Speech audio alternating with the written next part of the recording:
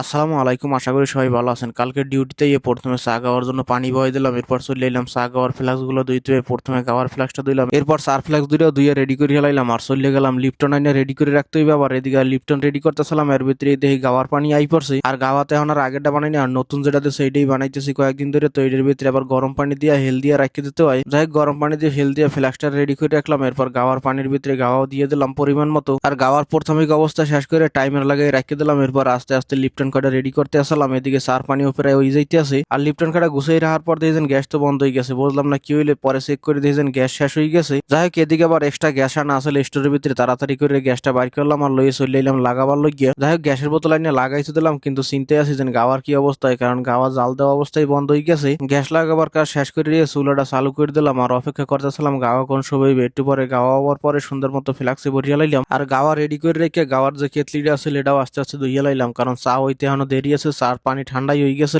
আর minute 10 পর দেখেন চাও রেডি হয়ে গেছে। চা রেডি করে রেখে চলে এলাম আসরে আজান দিয়েছে নামাজ পড়ার জন্য মসজিদে। আর আজকের আল্লাহর রহমতে বাইরে রোদ্দুর কিন্তু তেমন একটা দেখা যাইতেছে না, কিন্তু তারপরও গরম পড়ছে কিন্তু কায়দা রকমের। যাই হোক, মসজিদে আইয়ে উজু টুজু করে ঢুকলাম মসজিদের ভিতরে। আর নামাজ কালাম শেষ করে যখন যাইতেছিলাম তখন সিকিউরিটি কয়, খালি তুই একলা নিজের ভিডিও করস, আমাকে ভিডিও করস না, আমাকে দেখাবি মাঝে মধ্যে। যাই হোক, আসরের নামাজ শেষ করে বই আসলাম আর মাগরিবের নামাজ পড়ে চিন্তা করলাম কিছু একটা খাইতে হবে, পেটে ক্ষুধা লাগছে। তো আমাকে স্টেডিয়ামের সামনে একটা কফি শপ আছে, এই জায়গায় বলে আবার চাউমিন বেছে। তো এই কইলো যেন এই জায়গাতে চাউমিন লইয়াই খামো আনে দুইজনে। এতে চাউমিন তো লইছে, মাসাল্লাহ খাইতেও ভালো লাগে, কিন্তু চাউমিনের লাগে চামচ লইয়াই না, এই জন্য হাত দিয়েই খাইলাম। যাই হোক, এবার এশারের নামাজের পর দেখি আবার সবাই ডাকতে আছে, কইতেছে এদিকে খানা আছে তাড়াতাড়ি আহো। আওয়ার পর দেখি সবার জন্য এক এক পিস রুটি আর ডাইল দিয়ে গেছে, এক সৌদি নাকি হাদিয়া। আমি মনে মনে কই ভালোই হয়েছে, একটু আগে নাস্তা করছি এখন আবার রুটি দিয়ে গেছে, এতগুলা খানা কেমনে খামো আনে। তারপরও বইলাম হ্যাগুলাকে খাওয়ার লাগিয়া, কিন্তু এই জায়গায় ডাইলটা দিতেছে মাসাল্লাহ ভালোই লাগতেছে, যার জন্য মোটামুটি ভালোই খাইলাম। এই জন্য বাসায় আর খাওয়া দাওয়া না করে ঘুম পারলাম, উঠলাম একদম ভোর 4:30টার দিকে, উঠে ফজরের নামাজ পড়ে আবার ঘুমাইলাম। এরপর 8টা বাজে ঘুমিয়ে উঠে প্রথমে বিছান খাতা গুছগাছ করলাম, এরপর পেশ বের আসলে চলে গেলাম মুখ ধোয়ার লইগে। মুখ টুক ধুইয়ে চিন্তা ভাবনা করতে আসলাম যে নাস্তা খাইতে হইবে। নাস্তার জন্য কি বানাইতাম চিন্তা করলাম, রাত্রে যে ভাত খাই না এইটি তো রয়ে গেছে, এইটি এখন খাইয়ে লাই। পরে দেখি যেন ভাত অনেক বেশি, কই সকালবেলা এতগুলো ভাত খাওয়া যাবে না, তার সাথে কিছু একটা নাস্তাই বানাই হেলাই। তো নিচে বাকালায় যেতে কিছু আনবো তাও মন চাইতেছে না, এই জন্য ডিম 2 পিস বাইর করলাম। চিন্তা করলাম যে ডিম 2 পিসই হাফ ফ্রাই করিয়ে লইয়াহি। ডিম মূলত এগুলো আনছি নাস্তা খাওয়ার লইগে, রাইন্দে তেমন একটা খাই না, মাঝে মধ্যে যদি যখন দেখি যেন কিছু রান্দার নাই তখন দুই একটা রাইন্দে লই। যাই হোক, ডিম দুটো ছাড়ি দিয়ে কিছুক্ষণ রাখার পরে অফিস দেবার হিমালয়ান সল্ট যেটা আসলে এটা দিয়ে দিলাম। তবে আজকের হাফ ফ্রাইটা একদম পারফেক্ট হয় না, একটু বেশি হয়ে গেছে, নিজ দিয়ে শক্ত হয়ে গেছে, কিন্তু লাগিয়েও যায় নাই। তারপরও খাইতে খারাপ লাগতেছে না, কিন্তু আর একটু কম হইলে ভালো লাগতে না। যাই হোক, এবার দুপুর 11টা বাজে চিন্তা ভাবনা করলাম এখন আসতে যাই তরকারি যেটু আছে একটু গরম দিয়ে লই আহি। তরকারি একটু গরম দিয়ে রাখিয়ে চলে গেলাম আস্তে আস্তে গোসল দেওয়ার লাগিয়ে। আর গোসল টোসল দিয়ে তেল পানি মাথায় দিলাম, এদিকে দেখি তারপর দুপুরের আজানও দিয়ে দিয়েছে, কই বাসার ভিতরে দুপুরের নামাজটা পড়িয়া লাই। চাইলে তো বাইরে মসজিদে যাই পরন যায়, কিন্তু বাইরে যে পরিমাণ গরম, এই জন্য আলিস্বামি করে বাসার ভিতরে পড়িয়া লাইলাম।